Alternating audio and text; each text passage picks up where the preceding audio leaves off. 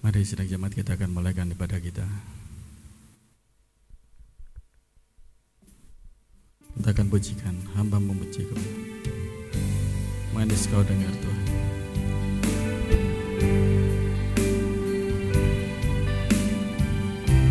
Haleluya.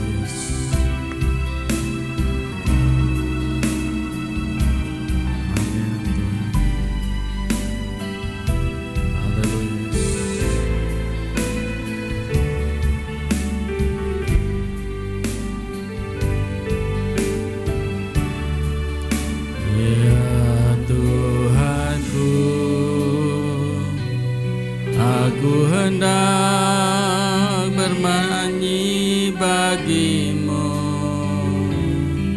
selama ku hidup, ya Allahku.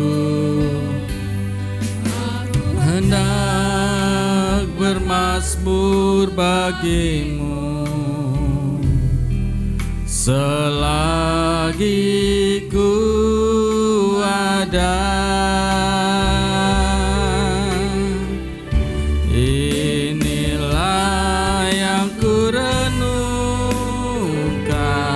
katakan dengan segenap hati, setiap waktu.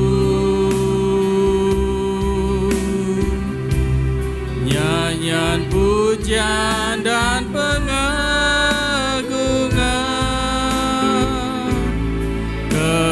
kepadamu, biarlah manis Kau dengar Tuhan, manis Kau dengar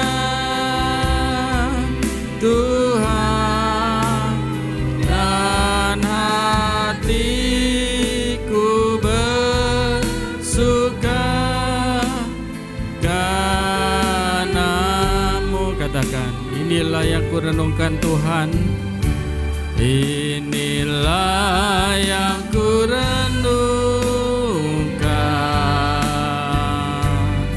setiap waktu.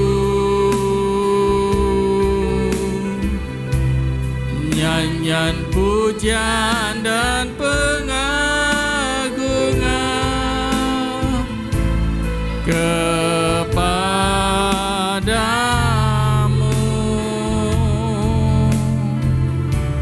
biarlah manis Kau dengar Tuhan, manis Kau dengar Tuhan, dan hatiku bersuka karena-Mu. Biar hatiku bersuka Tuhan, biar hatiku bersuka karena-Mu. Hatiku bersuka dan hatiku bersuka karena. Haleluya Yesus, haleluya Yesus, haleluya Yesus. Segala puji, hormat, syukur Bapa kami naikkan ke hadapan hadirat-Mu. Engkau Allah kami yang ajaib, Engkau Allah kami yang berkuasa, yang selalu tidak pernah meninggalkan kami orang-orang-Mu Bapa, orang-orang yang selalu berharap pada kasih setia Tuhan di dalam kehidupan kami. Pada kesempatan hari ini kami datang di hadapan hadirat-Mu Bapa. Kami rindu Bapa untuk dapat meninggikan, memuliakan Engkau. Kami rindu untuk mendapatkan bagian dari firman Tuhan yang berbicara di dalam kehidupan kami. Kami serahkan Bapa semuanya ke dalam tangan-Mu. Oleh karena itu Bapa, kami serahkan hamba-hamba-Mu yang akan terlibat dalam pelayanan ini Bapa, melalui pemimpin pujian, singer, musik, pelayanan multimedia. Kami serahkan semuanya ke dalam tangan-Mu Tuhan. Engkau sucikan kehidupan setiap kami Bapa, anak-anak-Mu, sehingga kami berlayak untuk dapat melayani Tuhan. Bapa, kami serahkan semuanya ke dalam tangan-Mu. Biarlah melalui pemberitaan firman Tuhan kami memperoleh kekuatan baru. Melalui firman Tuhan kami mendapatkan didikan dari Tuhan, sehingga mengubah kehidupan kami untuk semakin berkenan kepada Tuhan. Bapa, kami serahkan semuanya ke dalam tangan-Mu. Kami juga berdoa untuk saudara-saudara kami yang belum hadir. Tuhan, Kau jaga, Kau lindungi Tuhan, sertai sampai tiba di tempat ini dengan selamat, sehingga mereka bersama-sama dengan kami Bapa, untuk dapat beribadah dan bersukacita di dalam Tuhan. Bapa, kami serahkan semuanya ke dalam tangan-Mu. Segala kuasa kegelapan, roh-roh jahat yang akan mengganggu kami tolak di dalam nama Tuhan Yesus Kristus. Darah Yesus tutup bungkus Bapa, sehingga kami dapat beribadah dengan bebas. Kami dapat merasakan hadirat Allah yang melawat kehidupan kami. Bapa kami yang di surga, dikuduskan nama-Mu, datanglah kerajaan-Mu, jadilah kehendak-Mu di bumi seperti di surga. Berikanlah kami pada hari ini makanan kami yang secukupnya, dan ampunilah kami akan kesalahan kami, seperti kami juga mengampuni orang yang bersalah kepada kami. Dan jangan malah membawa kami ke dalam pencobaan, tetapi lepaskanlah kami daripada yang jahat. Karena Engkaulah yang punya kerajaan, kuasa, kemuliaan sampai selama-lamanya. Kami serahkan Bapa ibadah kami mulaikan, kami alaskan hanya di dalam namanya Tuhan Yesus Kristus. Haleluya. Amin.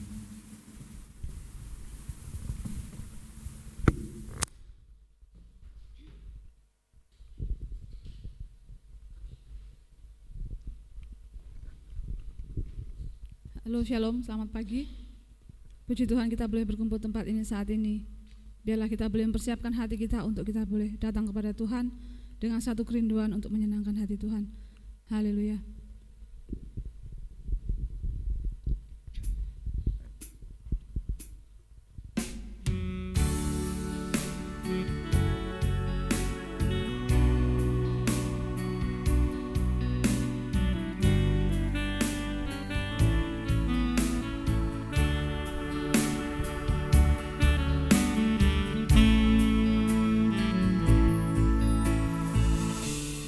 Bagaikan tanah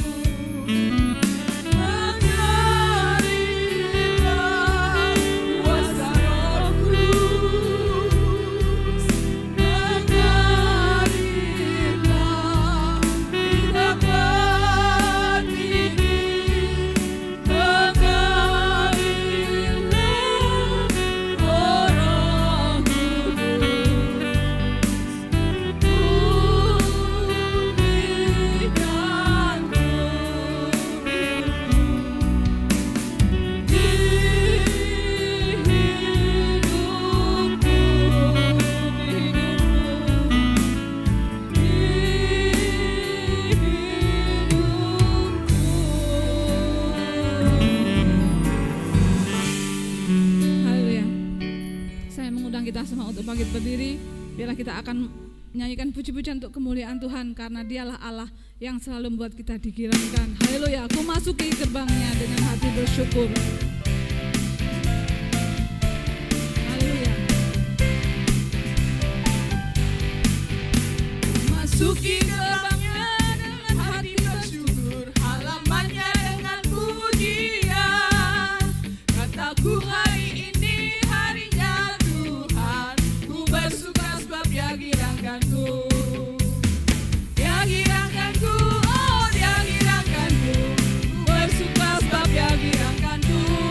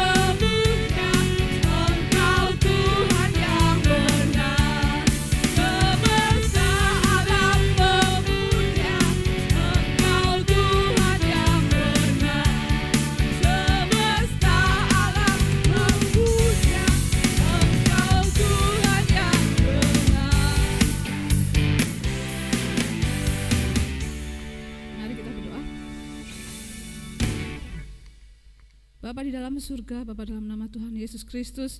Terima kasih Bapa di surga, Engkau telah kumpulkan kami anak-anak-Mu untuk bersama-sama di tempat ini memuji muliakan Engkau ya Bapa. Bila setiap puji-pujian telah kami naikkan Bapa, bila berkenan di hadirat-Mu dan menjadi persembahan yang harum di hadapan-Mu ya Bapa.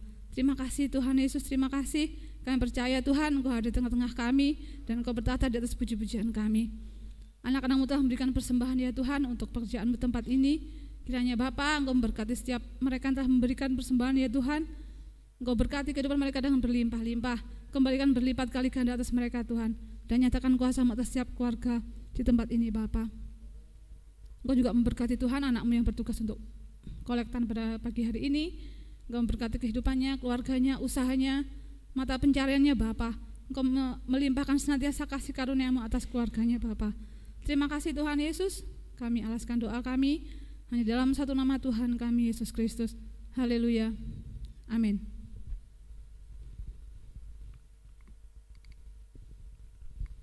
Haleluya. Puji Tuhan, biarlah setiap kita punya kerinduan untuk selalu ada bersama dengan Tuhan, untuk selalu mendengarkan apa yang menjadi perintahnya, juga firman-Nya. Biarlah kita persiapkan hati kita dan kita akan angkat satu pujian. Haleluya.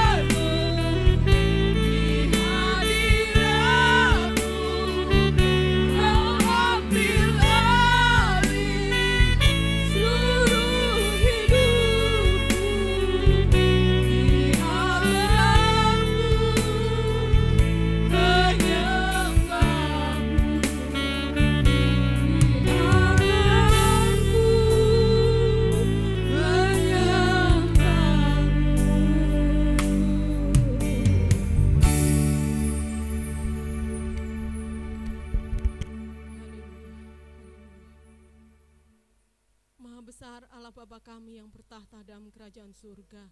Bapa yang kami puji dan kami sembah di dalam nama Tuhan Yesus Kristus. Segala puji syukur kami naikkan kepadamu ya Bapa, buat kasih setiamu, rahmatmu, kemurahanmu yang tak pernah habis dalam kehidupan kami. Engkau baik, sungguh baik, teramat baik dalam kehidupan kami ya Bapa. Terlebih pada pagi ini Bapa, kami boleh bersama-sama berbuat bakti kepada Engkau. Bapa, kami telah memuji dan membesarkan akan nama-Mu.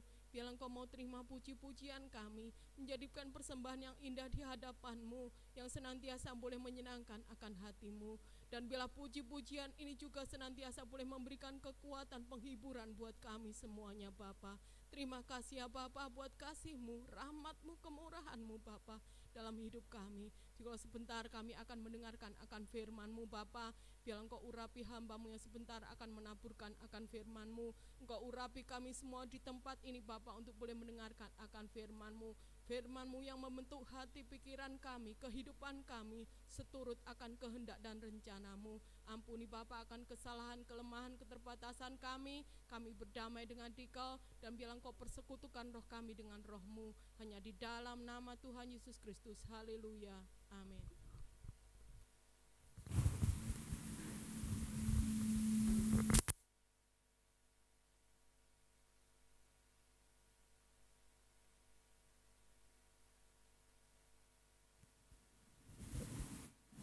Puji Tuhan.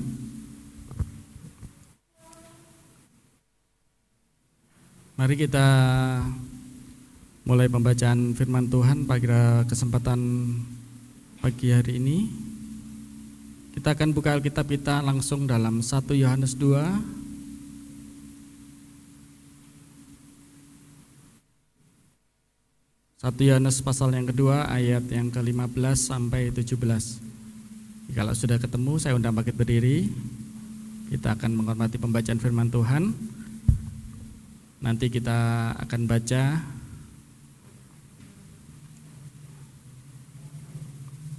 baca bersama-sama karena tidak terlalu banyak. Ya. Bisa ditampilkan?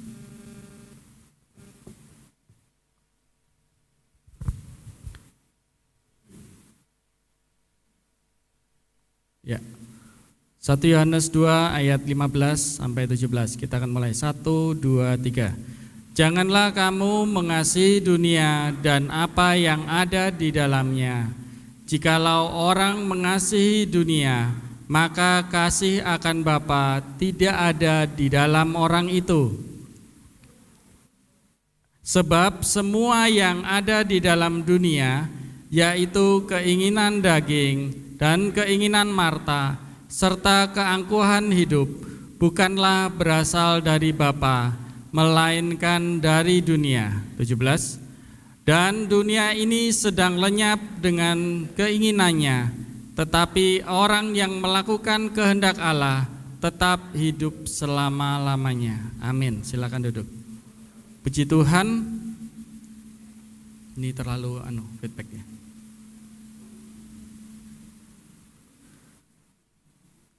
Jadi menurut ayat yang sudah kita baca tadi, bahwa janganlah kita mengasihi dunia dan apa yang ada di dalamnya.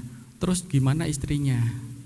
Ya, jadi banyak orang Kristen ketika membaca ayat ini kemudian jadi gimana pacar saya? Ya, bagaimana suami saya? Ya, sebab firman Tuhan berkata, jangan kamu mengasihi dunia dan apa yang ada di dalamnya. Ya. Ayat yang kita baca bukan berbicara tentang hubungan kita sebagai keluarga, ya. Bukanlah berbicara tentang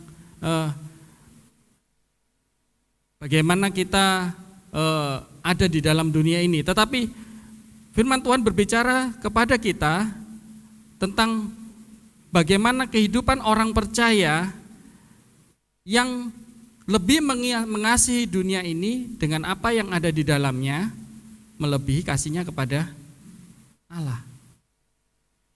Sebab firman Tuhan katakan apa yang kita ikat di dunia ini akan terikat di surga. Ya, apa yang kita lepaskan di dunia ini akan dilepaskan di surga. Nah, firman Tuhan berkata bahwa orang yang mengasihi dunia, maka kasih Bapa tidak ada di dalam orang itu, ya. Dengan kata lain bisa dikatakan begini, kasih kepada dunia ini akan menghapuskan kasih kita kepada Bapa, sebab tidak mungkin kalau keduanya ada di dalam diri seseorang. Kalau kita mengasihi Bapa sama mengasihi dunia bersama-sama, maka adalah suatu pilihan yang sulit. Sebab saya katakan kasih di sini adalah dikatakan kasih kepada dunia, ya. Saya katakan di sini kasih ini di dalam teks aslinya dikatakan agapao, yaitu adalah mengasihi, menyayangi, mencintai dunia, ya, atau sesuatu, atau mencintai dunia dalam bentuk mengasihi barang, benda, ataupun orang, ya, dengan kasih yang luar biasa, ya, yang akhirnya mengarah kepada rasa ingin memiliki, rasa tamak, ya, sehingga akhirnya tidak lagi mengasihi Bapa karena mempertahankan kasihnya itu, ya. Saudara yang terkasih dalam Tuhan, jadi kenapa dikatakan kalau kita mengasihi dunia kita menjadi salah, ya? Karena dikatakan dunia ini sedang lenyap dengan segala keinginannya. Keinginannya saya katakan bukan sekedar saya ingin jalan-jalan, ya, habis dari gereja nanti saya mau kemana gitu, bukan. Apa setelah ini saya mau makan apa gitu, bukan, ya. Tapi keinginan di sini adalah epitemia, yaitu kasih, keinginan untuk memiliki hasrat yang luar biasa, ya. Hawa nafsu, boleh dikatakan hasrat yang terlarang. Misalnya istrinya orang gitu, yang gampang, ya. Atau hal-hal yang berhubungan dengan perzinahan,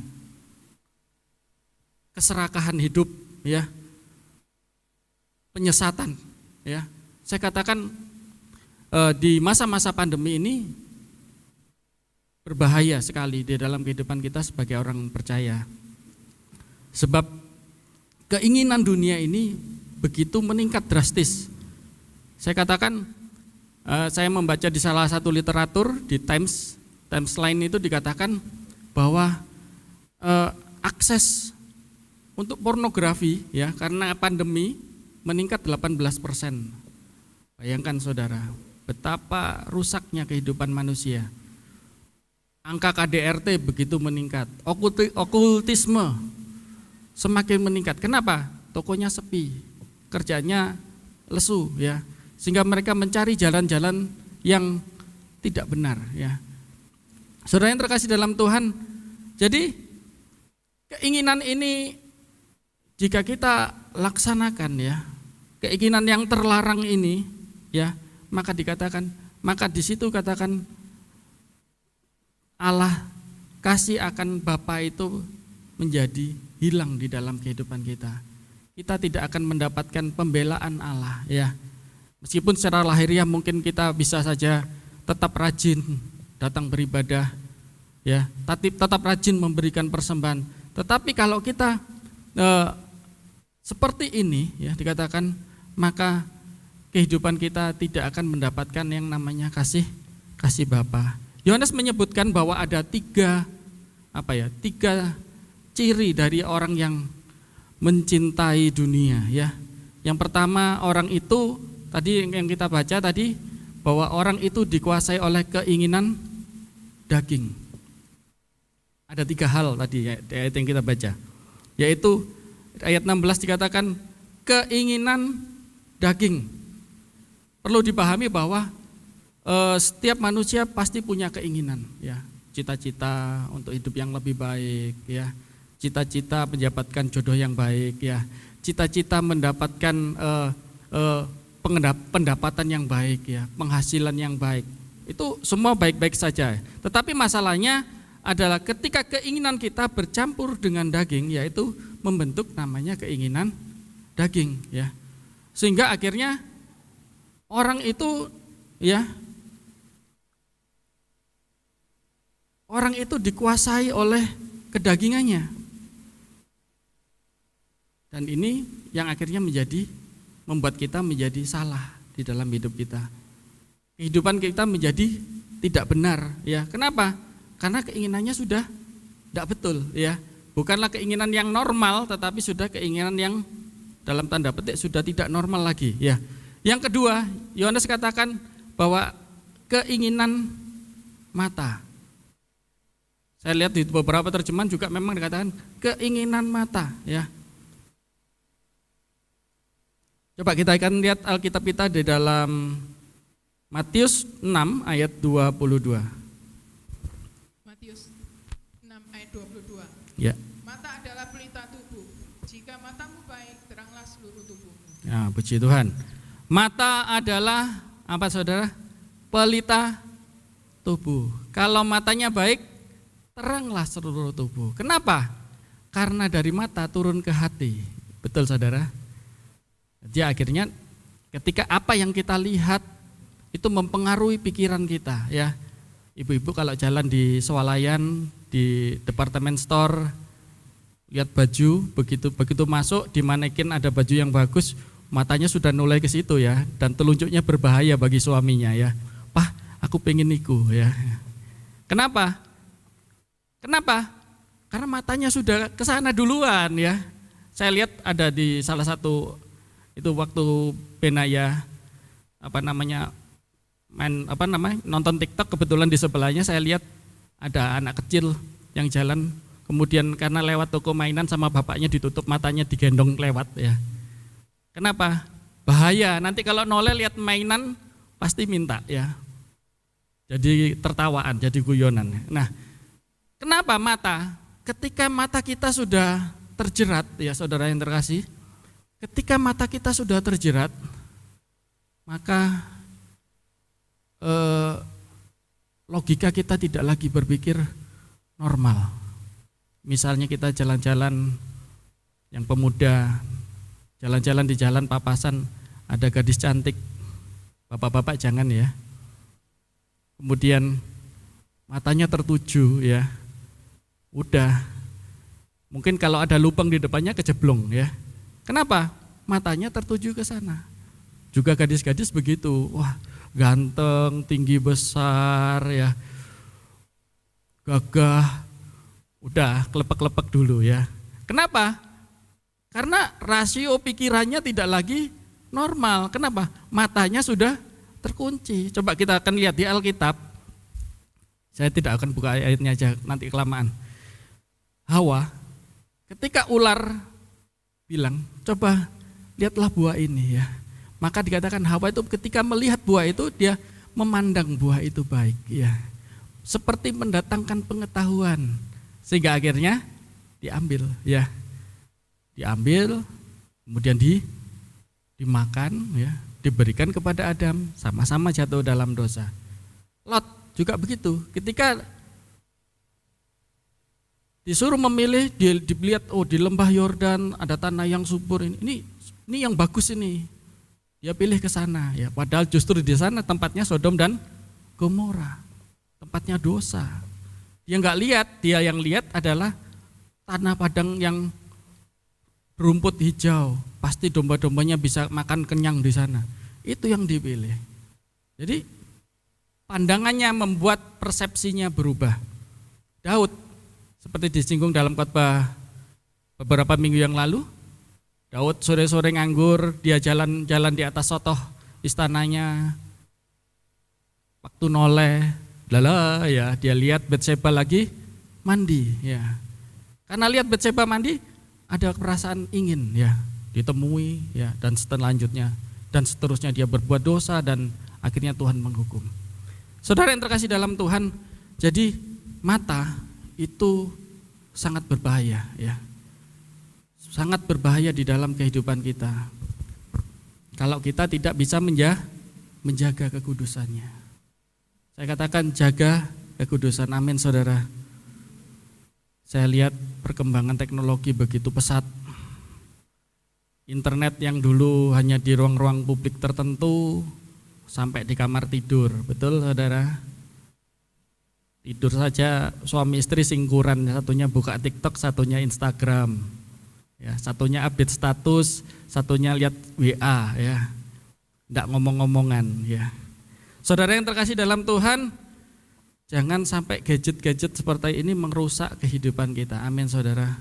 Bukan saya anti gadget, saya juga ada pakai gadget juga ya. Tetapi dikatakan hati-hati penggunaannya. Sebab teknologi ini begitu menjerat ya.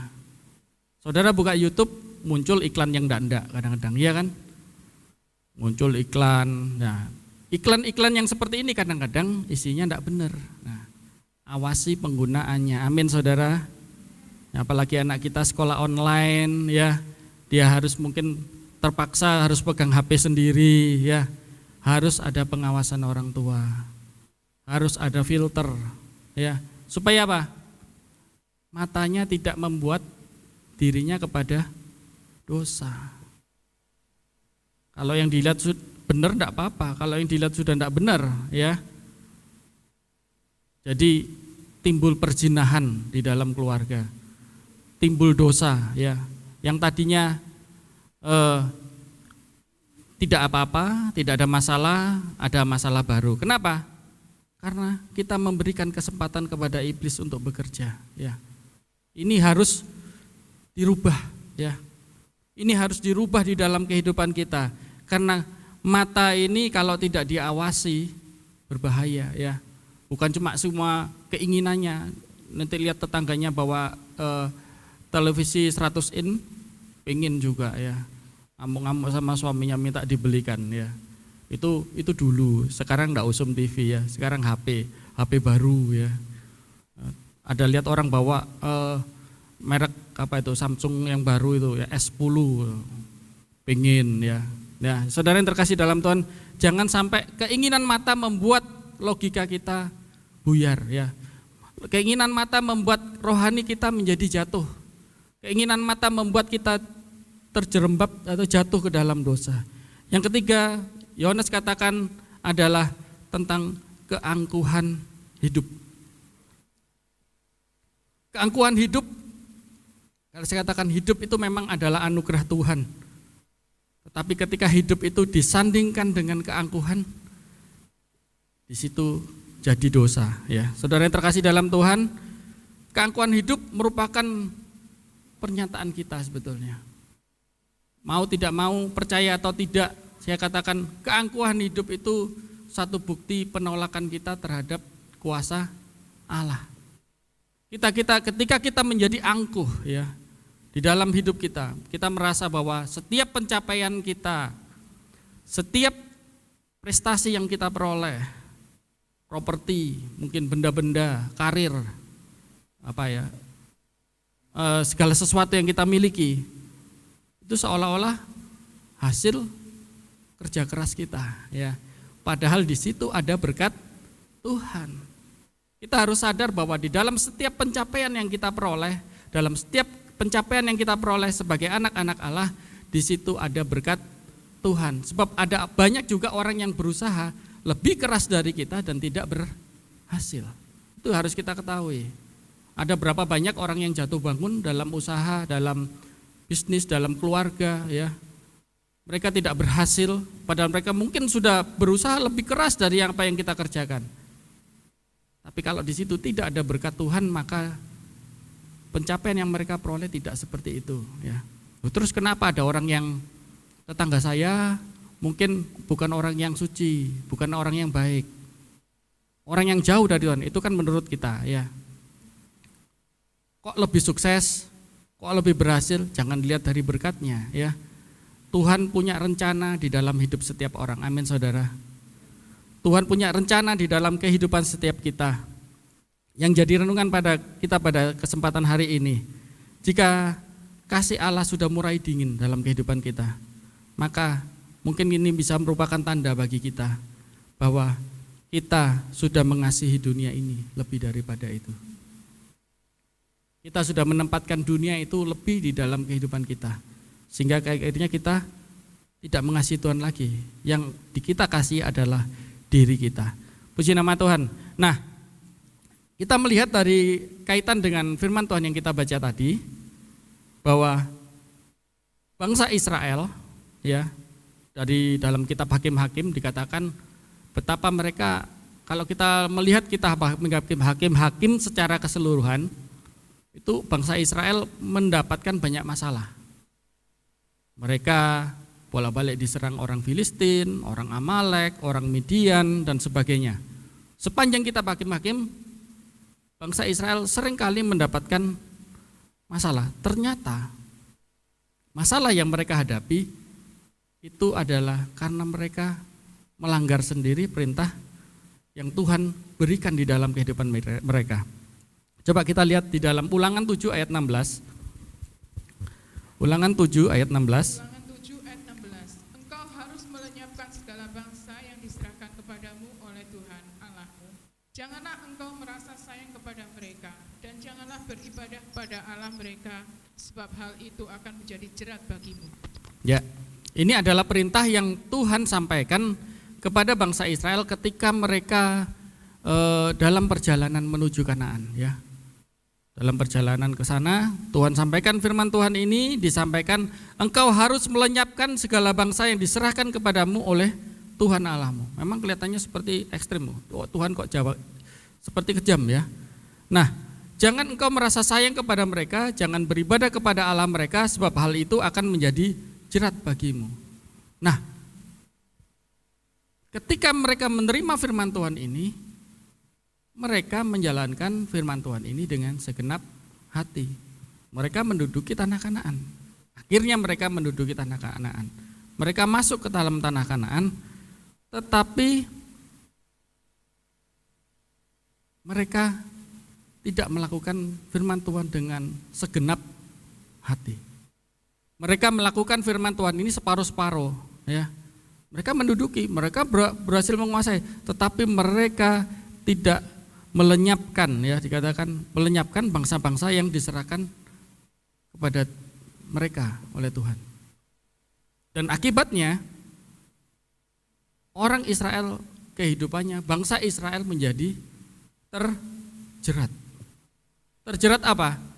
Terjerat oleh kehidupan mereka sendiri, kesulitan yang timbul di kemudian hari. Dalam Hakim-Hakim 1 ayat 27 sampai 33, tidak usah dibaca, banyak sekali, ya. Nah, Hakim-Hakim 1 ayat 27 ayat sampai 33 dikatakan orang Manasya tidak menghalau penduduk Bet-Shean dan segala anak kotanya, penduduk Tanak dengan segala kotanya, penduduk Dor dengan segala kotanya, penduduk Yibem dan seterusnya, ya. Banyak suku-suku yang mereka biarkan, ya. Orang-orang musuh-musuhnya bangsa Israel itu dibiarkan hidup di antara mereka karena dianggap, oh ini enggak apa-apa, ini bahaya, enggak bahaya. Oh ini mereka suku yang lemah, enggak apa-apa, ya. Sehingga akhirnya ketika mereka hidup berdampingan dengan bangsa-bangsa asing, nah di situ menjadi kesulitan, menjadi jerat di dalam kehidupan mereka. Mereka bergaul dengan orang-orang itu, ya. Mereka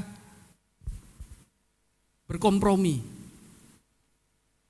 Dan akhirnya bangsa Israel menjadi bangsa yang tercampur dengan orang-orang di luar Tuhan. Mereka mulai menyembah Allah-allahnya mereka, ya. Mereka melakukan tradisi-tradisi yang bukan dari Tuhan, ya. Mereka melakukan upacara-upacara, mereka terlibat di dalam kebiasaan adat istiadat dan sebagainya. Sehingga akhirnya masalah ini membuat Israel mengalami kesulitan. Dan seperti kita tahu, bangsa Israel akhirnya tercampur, ya. Hingga ada kerajaan Israel Utara yang ibu kotanya Samaria, ya. Dan orang Samaria dikenal sebagai orang yang berdosa. Kenapa? Karena bercampur dengan bangsa-bangsa lain. Dan ini awal kehancuran umat Tuhan, ya. Ini menjadi jerat di dalamnya. Ini adalah suatu pelajaran, ya. Kenapa? Karena firman Tuhan mengatakan memang kita janganlah menjadi pasangan yang tidak seimbang, ya. Sebab kita tidak bisa mencampurkan firman Tuhan dengan tata cara dunia ini. Coba kita lihat Alkitab kita dalam 2 Korintus 6 ayat 14.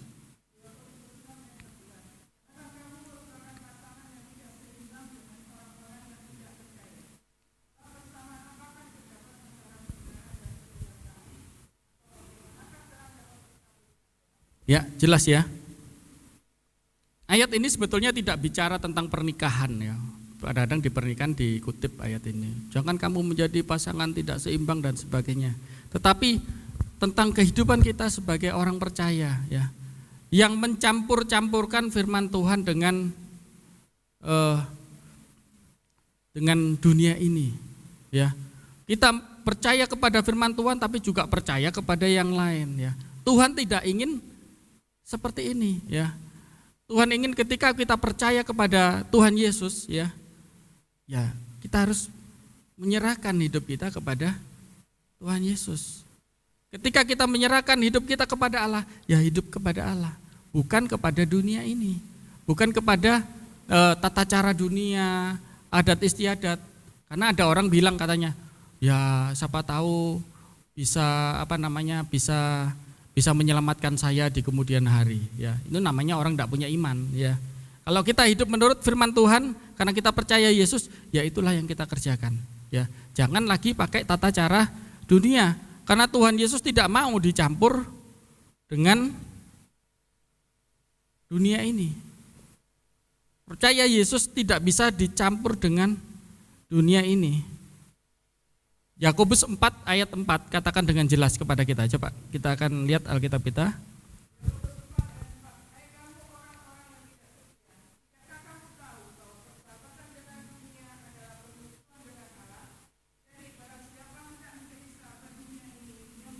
Iya, jelas. Iya. Jadi ketika kita lebih dekat kepada dunia, ya, jelas kita menjadikan diri kita musuh Allah. Bukan berarti kita tidak boleh bergaul dengan orang-orang di luar Tuhan, bukan itu. Tetapi kita menempatkan diri kita ya lebih kepada dunia ya. Kita memberikan kesempatan kepada dunia ini untuk mempengaruhi kehidupan kita. Membuat pikiran kita lebih diwarnai kehidupan manusia dunia ya. Manusia daging. Ini yang membuat kita enggak benar ya. Kita akhirnya kehidupan kita menjadi salah. Kehidupan kita lebih dikuasai oleh hawa nafsu, lebih dikuasai oleh sungkan. Ya kenapa? Karena kita tidak lagi berpegang pada firman Tuhan. Bukan apa yang firman Tuhan suruh lakukan di dalam kehidupan kita. Bukan firman Tuhan yang perintahkan di dalam kehidupan kita itu yang kita lakukan. Tetapi kita sering pakai pikiran kita. Wajarnya begini ya. Nanti kalau kita terlalu rajin ibadah nanti sawangane ya. Kalau kita sering ke gereja kok koyoke orang suci ya, nggak sekalian aja nginep di gereja. Nah, ada orang-orang yang seperti itu, akhirnya orang itu membatasi diri, sewajarnya saja kita beribadah ya. Ya wajarnya berapa, setahun sekali, sebulan sekali atau bagaimana ya. Sering ada orang takut ya karena dirinya sok rohani. Ketika ngomong puji Tuhan, enggak sih ya, syukurlah gitu, diperbaiki, dihaluskan. Kenapa? Karena takut mengakui Yesus sebagai Tuhan dan Juru Selamat, sungkan ya. Kenapa? Tata cara dunia itu sudah membuat dia berubah penilaiannya. Bahkan pakai aturan-aturan dunia ini dijalankan seolah-olah itu bagian dari firman Tuhan. Ini yang Tuhan tidak inginkan di dalam kehidupan kita. Tuhan tidak mau dicampur-campur dengan dunia. Amin saudara. Betul, Tuhan itu cemburuan loh ya. Kalau cemburu itu kan tandanya sayang ya. Betul saudara, bapak-bapak? Gak cemburu kalau kalau istrinya ngomong sama orang lebih hai terus kemudian didatangi suaminya terus diem. Kenapa? Enggak ada apa-apa gitu. Pasti cemburu. Kamu kok ngapain nanti ketawa-ketawa? Ditanyai ada apa? Diem aja ya. Itu tandanya sayang. Amin istri-istri. Nah, kalau saudara dibiarkan berarti bahaya, suamimu tidak sayang kamu ya. Ya. Coba kita lihat Alkitab kita dalam 2 Korintus 11 ayat 2 sampai 3. Kita akan langsung baca. 2 Korintus 11 ayat 2 dan 3. Sebab aku cemburu kepada kamu dengan cemburu ilahi, karena aku telah mempertunangkan kamu kepada satu laki-laki untuk membawa kamu sebagai perawan suci kepada Kristus. Tapi aku takut kalau pikiran kamu disesatkan dari kesetiaan kamu yang sejati kepada Kristus, sama seperti Hawa diberdayakan oleh ular itu dengan kelicikannya. Ya betul kan. Jadi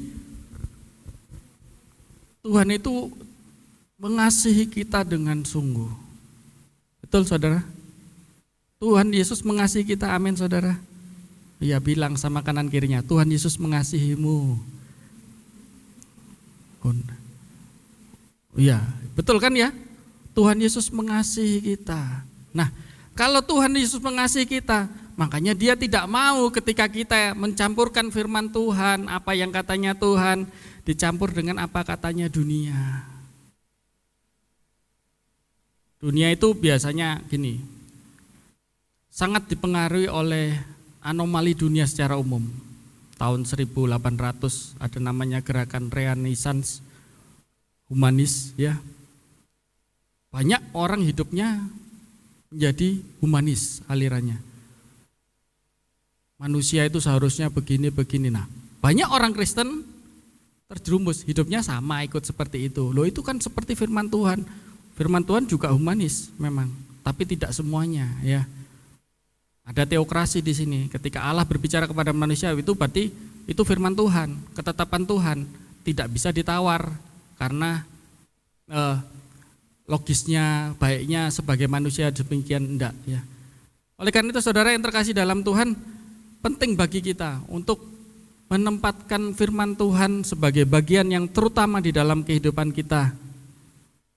Nah, sebab itu apa yang harus kita lakukan supaya kita bisa dijauhkan dari kasih akan dunia ini ya, mengasihi dunia yang lebih daripada Tuhan. Yang pertama yang harus kita lakukan adalah kita baca di dalam Lukas 10 ayat 27. Lukas 10 ayat 27. Jawab orang itu, kasihilah Tuhan Allahmu dengan segenap hatimu dan dengan segenap jiwamu dan dengan segenap kekuatanmu dan dengan segenap akal budimu, dan kasihilah samamu manusia seperti dirimu sendiri. Ya, puji Tuhan. Kasihilah Tuhan Allahmu dengan segenap hatimu. Amin saudara. Ketika kita mengasihi Tuhan dengan segenap hati, segenap jiwa, segenap kekuatan kita, segenap akal budi ya. Yang terakhir dikasih akal budi. Jadi artinya ketika kita mengasihi dunia itu tidak buta ya. Kita tetap di dalam kesadaran. Kita mempersembahkan yang terbaik untuk Tuhan, kita berikan persembahan dengan penuh kesadaran ya.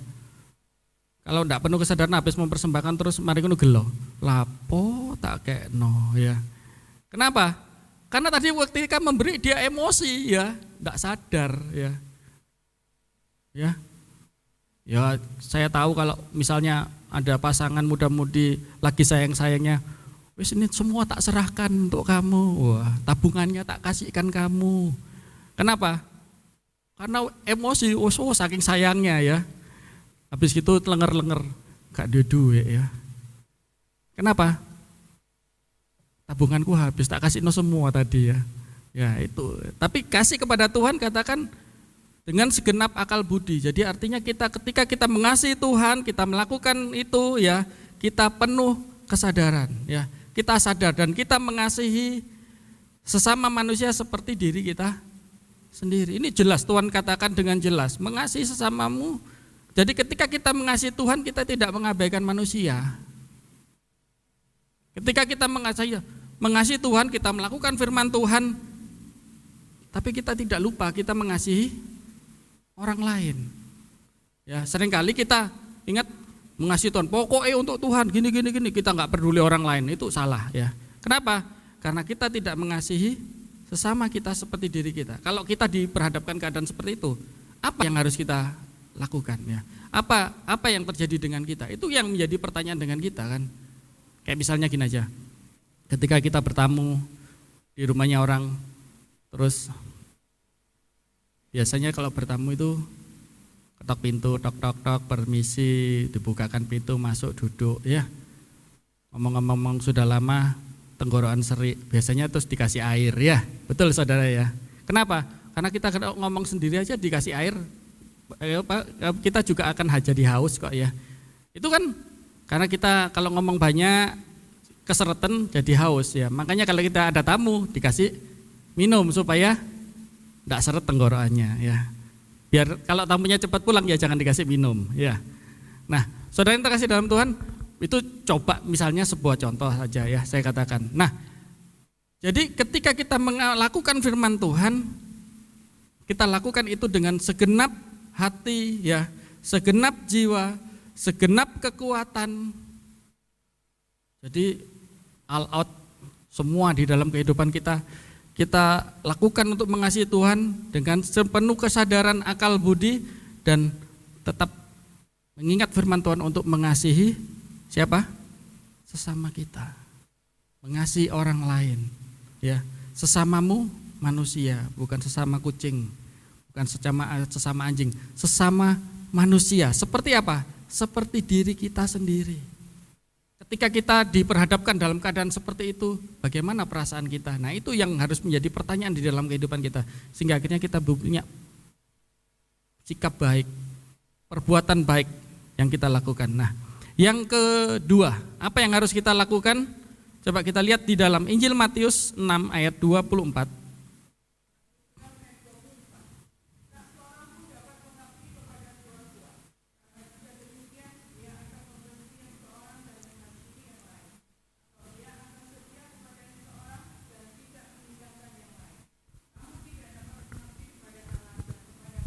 Ya, jelas. Jadi yang kedua yang kita bisa lakukan supaya kita bisa mengasihi Allah adalah kasih kita harus dipusatkan kepada Allah. Jangan bercabang hati. Amin. Jangan mengasihi Tuhan terus kemudian mengasihi dunia, ya. Dunia di sini katakan dunia dan apa yang ada di dalamnya. Jelas firman Tuhan berkata kepada kita harus mengutamakan Tuhan di dalam setiap kehidupan kita. Ya, lanjut. Yang selanjutnya, yang ketiga, kita akan lihat di dalam Ibrani 12 ayat 1 sampai 2.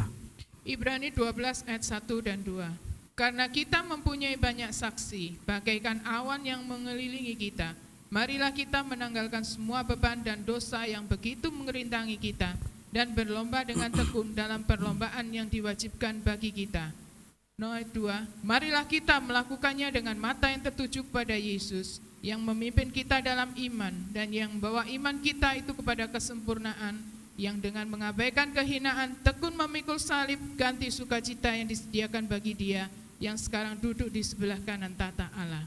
Ya, jelas. Jadi, marilah kita apa yang ketiga? Menanggalkan dosa. Menanggalkan dosa. Amin, saudara. Banyak dosa yang enak, ya, sehingga banyak orang Kristen juga masih mengkoleksi dosa, ya. Dosa yang kecil-kecil, ya. Dosa yang tidak kelihatan, ya. Itu masih kadang-kadang kita pelihara di dalam hati kita. Kita tidak bertobat 100%. Ketika kita melakukan firman Allah tidak melakukan 100%. Loh, saya belum bisa. Diusahakan belajar, ya. Memang kadang-kadang ada yang miss, ada yang luput. Tetapi itu namanya pertobatan, ya. Bukan menjadi baru simsalabim kita bertobat menjadi manusia baru 100%.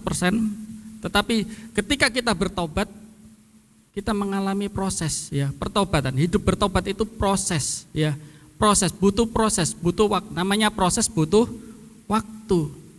Ada namanya pertumbuhan iman yang semakin hari semakin dewasa, ya. Semakin hari semakin mengerti firman Tuhan. Semakin hari semakin bisa melakukan firman Tuhan. Gak cuma mengerti saja, ya. Setelah kita mengerti, kita bisa melakukan, mempraktekkan firman Tuhan itu di dalam kehidupan kita. Sehingga kita bisa menanggalkan dosa kita. Ditinggalkan dosa kita. Orang Israel tadi terjerat kenapa? Karena itu tadi, hal-hal kecil, suku-suku yang lemah, ya. Orang-orang yang dianggap sepele, biarkan tidak apa-apa. Hidup di antara mereka. Akhirnya itu menjadi jerat bagi mereka. Begitu juga dengan kita. Kemalasan, kita biarkan, ya. Yang tidak fatal biasanya. Biasanya dosa-dosa yang tidak fatal itu justru akhirnya membuat kita menjadi fatal. Misalnya kemalasan aja, kita pelihara. Semakin hari semakin malas, ya. Semakin banyak malasnya, ya. Kenapa akhirnya? Akhirnya itu menguasai kehidupan kita, mengubah kita. Ya oleh karena itu firman Tuhan dengan jelas katakan, tanggalkan dosa. Kalau kita sudah tahu ini dosa, itu lebih baik ya. Kenapa? Yang bahaya kalau itu dosa kita tidak tahu. Nah, itu kita masih lakukan, itu lebih bahaya lagi ya. Oleh karena itu katakan firman Tuhan dengan jelas, Ibrani tadi katakan, marilah kita menanggalkan semua beban dosa ya yang begitu merintangi kita. Kenapa? Ini membuat kita tidak punya persekutuan yang indah dengan Tuhan, ya. Membuat kita, mata kita akhirnya tertuju bukan lagi kepada Yesus ya, tetapi kepada dunia ini. Melihat apa yang ada di dunia ini, melihat apa yang ada di sekitar kita, dan ini akhirnya membuat kita tidak bisa hidup benar, ya. Kenapa? Karena dosanya merintangi kita, ya. Dosanya menutup kita sehingga akhirnya membuat kita tidak bisa melihat dengan jelas ke arah Kristus yang adalah kepala. Selanjutnya yang keempat, ya.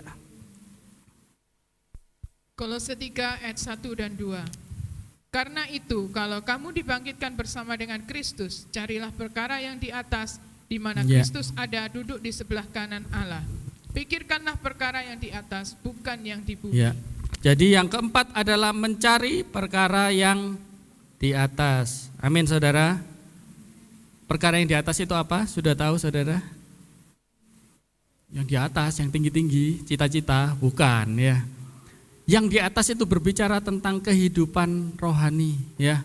Kehidupan persekutuan dengan Tuhan itu yang kita kejar. Amin saudara. Dekat dengan Tuhan itu yang kita kejar. Kita pikirkan bagaimana kita hubungan kita dekat dengan Tuhan ya. Bagaimana hubungan kita dengan Allah. Itu yang kita pikirkan. Sehingga apa? Akibatnya membuat kita akhirnya bisa berpikir bahwa Tuhan punya rencana yang indah di dalam kehidupan kita. Kenapa? Karena kita memikirkan hubungan kita dekat dengan Tuhan, bukan hubungan yang kita pikirkan tentang hal-hal yang ada di dunia ini, di sekitar kita, dengan orang lain dan sebagainya. Nah, oleh karena itu firman Tuhan dengan jelas mengatakan kepada kita, ini harus menjadi visi di dalam kehidupan kita, memikirkan perkara yang di atas, ya. Memikirkan bagaimana kita beribadah kepada Tuhan, bagaimana kita menyembah Tuhan, bagaimana kita bisa merasakan hadirat Tuhan. Kita kalau perlu kita mungkin harus banyak menyembah, kita perlu banyak mungkin baca firman Tuhan. Bagaimana kita harus mungkin kalau perlu puasa ya. Ini yang membuat kita akhirnya bisa mengalami pertumbuhan dan dijauhkan dari pikiran-pikiran mengasihi dunia melebihi dari segala sesuatu. Nah, kemudian yang kelima dalam Matius 16 ayat 24 dan 25.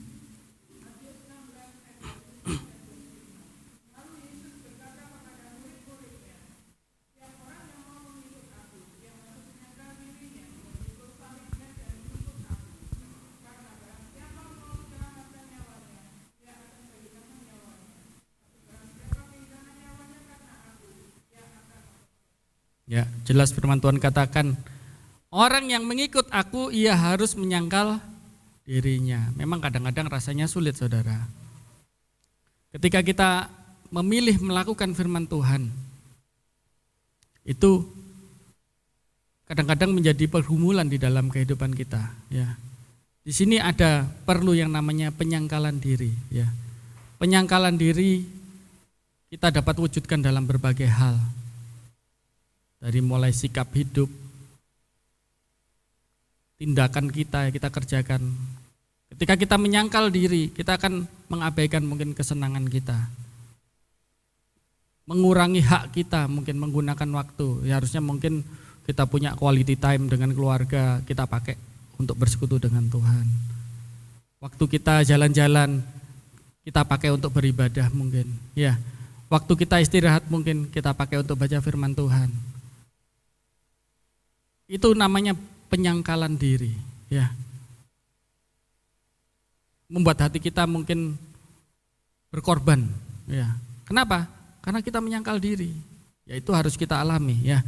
Saudara yang terkasih dalam Tuhan, dan yang paling penting, yang keenam, katakan supaya kita bisa merasakan bisa hidup untuk bebas dari mengasihi dunia, yang terakhir adalah yang paling penting dalam 2 Korintus 5 ayat 14 sampai 15. 2 Korintus 5 ayat 14 dan 15. Sebab kasih Kristus yang menguasai kami, karena kami telah mengerti bahwa jika satu orang sudah mati untuk semua orang, maka mereka semua sudah mati. Ayat 15, dan Kristus telah mati untuk semua orang, supaya mereka yang hidup tidak lagi hidup untuk dirinya sendiri, tetapi untuk Dia yang telah mati dan telah dibangkitkan untuk mereka. Ya. Jadi kehidupan kita dikuasai oleh kasih. Kasih Kristus yang menguasai hidup kita. Sebab apa? Kasih itu adalah anugerah yang luar biasa. Kasih itu merupakan satu bagian yang sangat penting di dalam kehidupan orang percaya. Dalam 1 Korintus dikatakan iman, pengharapan, dan kasih. Dan kasih adalah yang terbesar. Kenapa? Karena kasih itu yang membebaskan. Ya. Kita mengalami dosa, kasih itu yang menebus kita. Ya. Ketika ada kutuk mungkin, kasih itu yang meleputkannya. Ya. Oleh karena itu kita harus pahami, ya, kasih itu harus ada di dalam kehidupan kita sebagai orang percaya.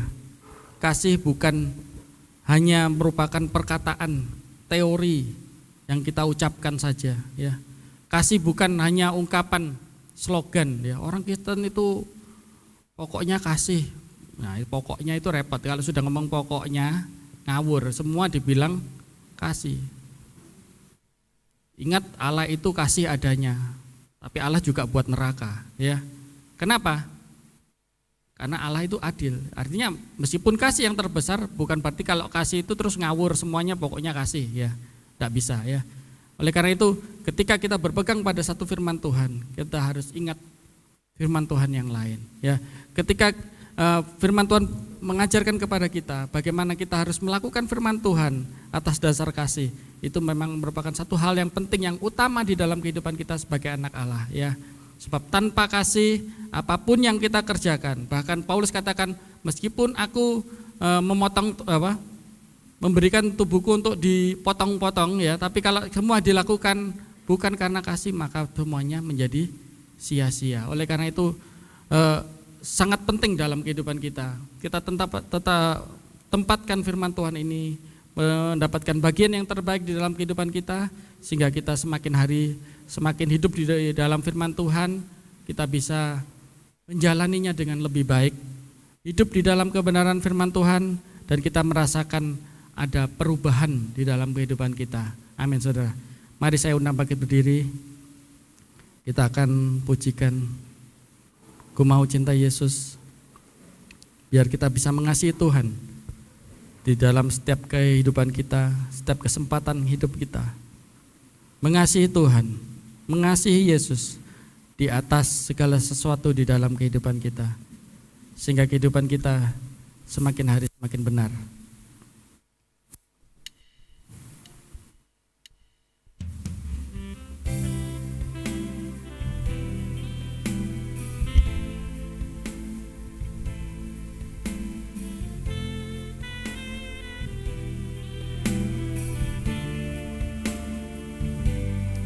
Ku mau cinta Yesus selamanya. Katakan dengan segenap hati kita.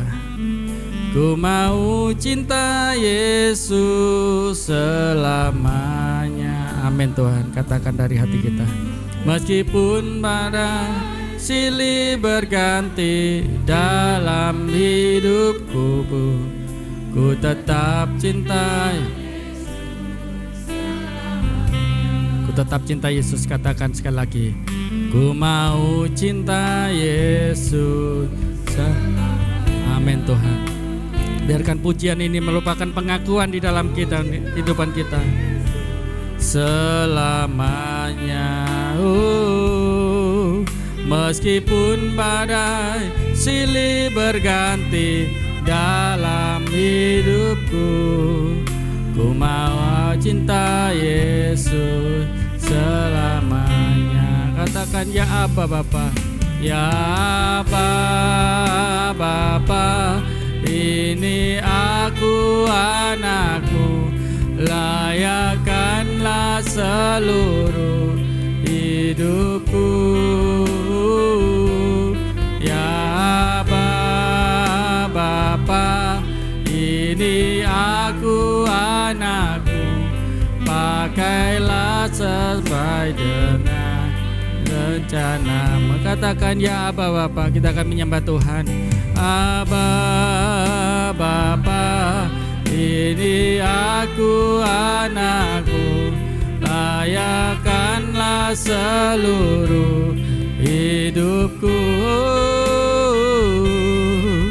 Aba Bapa, ini aku anak. Katakan, pakailah sesuai dengan rencana. Pakailah Tuhan, pakailah sesuai dengan rencana-Mu. Engkau pakailah Tuhan, lah sesuai dengan rencana-Mu. Haleluya, haleluya.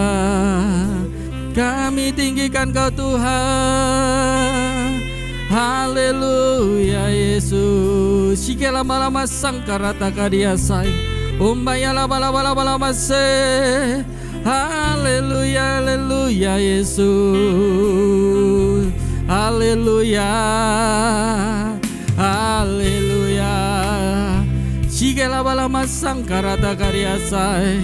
Umbaya lama lama sangkarata kadiasai. Yesus, Engkau Allahku, Engkau Allah kami yang luar biasa. Oh, Kau jamah umat-Mu Tuhan. Ya lama-lama sangkarata kadiasai. Umbaya lama-lama sangkarata kadiasai. Oh, ya lama-lama se. Haleluya Yesus, Yesus. Sikala lama-lama sangkarata kadiasai. Haleluya, haleluya. Kami tinggikan Kau Tuhan. Haleluya Yesus. Sikala lama-lama sangkarata. Kia lama-lama. Kia lama-lama. Kau jamah Tuhan. Oh haleluya, haleluya. Sikala lama sangkarata kadiasai. Oh haleluya. Sikala lama sangkarata kadiasai. Oh haleluya. Kami tinggikan Kau Tuhan. Haleluya Yesus. Sikala bala sikarata kadira sikala roba. Umbaya lama sangkarata. Mari kita kuduskan nubuatan ini dalam nama Tuhan Yesus Kristus. Haleluya, haleluya. Haleluya. Ayahadu alhabaras. Yahadu alhabaras. Kialahadu alhabaras. Kosik kalawala sangka. The glory, the lights, the lahudu, the hamarat sangka. Yahadu alhasikala. Hai anak-anakku, aku ada. Dan aku ada.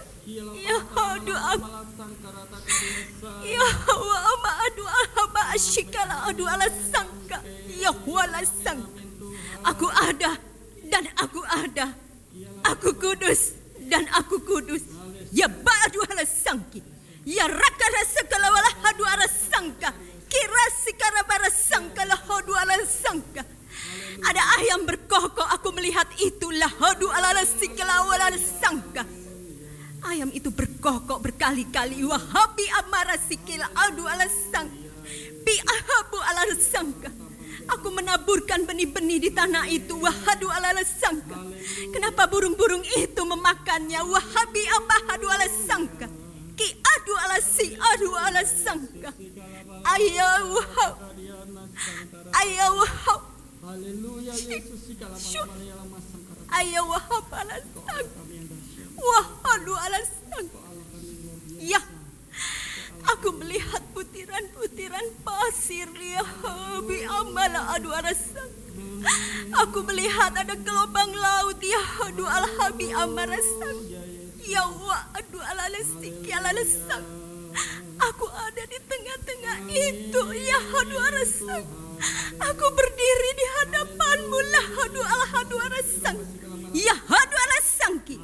Kera sangkola adu alasangka. Hambaku. La haba arasangka. Dengarkan nasihatku. Aku akan mengartikannya. Lahadu alhabi amarasangka. Dengarkan nasihatku. Ya mashdin mayo haya hama'a ay hanuna wahami ashinia asin onyonya senangi kodesi yung wesena ay hamamasyo yang ay manso kiala wahadu alasangka. Terima kasih. Haleluya, haleluya Yesus sikala walawas sangkarata karyasai. Haleluya Yesus sikala lama-lama sangkarata karyasai. Humbaya lama-lama se. Haleluya, haleluya, haleluya. Amin, amin, amin Tuhan. Haleluya, haleluya Yesus. Terima kasih Tuhan. Haleluya Yesus. Sikala palamana mas sangkarata karyas. Haleluya Yesus. Oh haleluya Yesus. Haleluya. Terima kasih Tuhan buat kasih setiamu di dalam kehidupan kami. Kami bersyukur buat cinta kasih sayangmu yang selalu tunjukkan di dalam kehidupan kami. Kau telah berbicara di dalam kehidupan setiap kami. Biarlah Bapa setiap bagian firman Tuhan yang telah kami dengarkan dapat kami tanam di dalam kehidupan kami. Sehingga firman Allah itu bertumbuh di dalam kehidupan kami dan menguatkan kehidupan kami. Sehingga kehidupan kami semakin hari semakin benar di dalam Tuhan. Merupakan satu koreksi yang besar di dalam kehidupan kami. Sehingga kami setiap anak-anak-Mu, setiap kami hamba-hamba-Mu Tuhan yang ada di tempat ini dapat semakin hari menghidupi firman Tuhan dengan sepenuh hati kami, dengan sepenuh iman kami, sepenuh percaya kami, sehingga mengubahkan kehidupan kami sebagai anak-anak Allah yang hidup selalu berkemenangan di dalam Tuhan. Bapa, kami serahkan semuanya ke dalam tangan-Mu. Biarlah Kau Tuhan, Kau memberkati seluruh sidang jemaat-Mu yang telah hadir pada kesempatan hari ini. Tuhan, Kau memberkati dengan berkat-Mu yang melimpah, sebab kami percaya setiap kami datang di hadapan hadirat-Mu, Engkau akan setia memberkati setiap orang-orang yang rindu takut akan Tuhan dan selalu mencari Tuhan dalam setiap kesempatan hidupnya. Oleh karena itu Tuhan, Kau memberkati setiap usaha mata pencarian yang ada. Biarlah Kau Tuhan turut campur dalam setiap pergumulan hidup yang dialami. Biarlah setiap apa yang kami peroleh, setiap apa yang kami capai, semuanya kami kembalikan bagi hormat kemuliaan nama Tuhan. Bapak, kami serahkan semuanya ke dalam tangan-Mu. Tuhan, Kau memberkati setiap studi anak-anak kami yang bersekolah. Tuhan, Kau berikan mereka hikmat roh kepandaian yang daripada Tuhan, sehingga di dalam pelajar mereka dapat semakin hari semakin berpengetahuan dan dapat memperoleh prestasi yang terbaik bagi hormat kemuliaan nama Tuhan. Tuhan, kami serahkan semuanya ke dalam tangan-Mu. Bapak, kami juga berdoa untuk negeri kami Indonesia. Tuhan, Kau memberkati pemerintahan kami, Kau memberkati Bapak Presiden, Wakil Presiden, para menteri yang ada, bahkan seluruh anggota DPR, sehingga mereka bisa membuat kebijakan-kebijakan yang baik, yang berguna bagi pembangunan bangsa Indonesia. Tuhan, Kau memberkati pemerintah daerah mulai dari tingkat 1 bupati hingga menjadi bupati, kecamatan, kelurahan, bahkan RT RW yang terdekat. Tuhan, Kau memberkati, berikan mereka roh takut akan Tuhan, sehingga mereka boleh melakukan setiap tugas tanggung jawab mereka dengan baik, dan bangsa Indonesia dapat merasakan kemakmuran dan cepat diluputkan dari pandemi ini. Bapak, kami serahkan semuanya ke dalam tangan-Mu. Biarlah setiap permohonan yang kami naikkan hanya di dalam namanya Tuhan Yesus Kristus. Hamba memuji kebesaran-Mu. Haleluya, haleluya.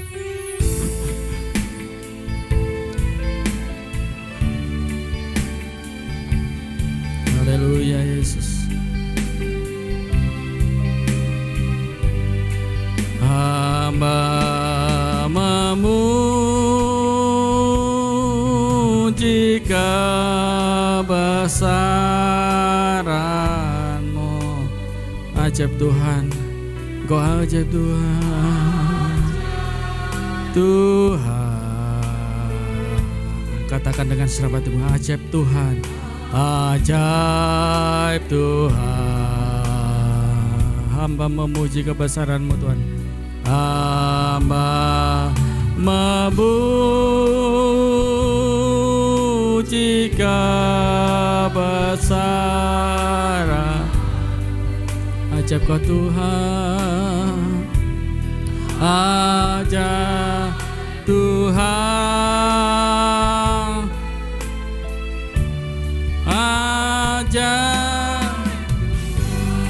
ajaib Tuhan, Kau ajaib Kau Tuhan, ajaib Tuhan, ajaib Tuhan.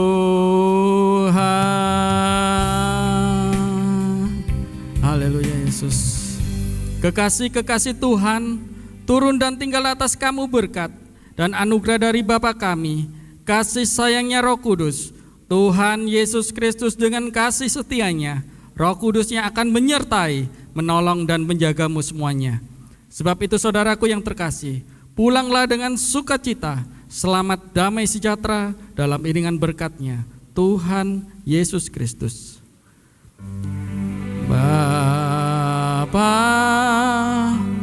terima kasih.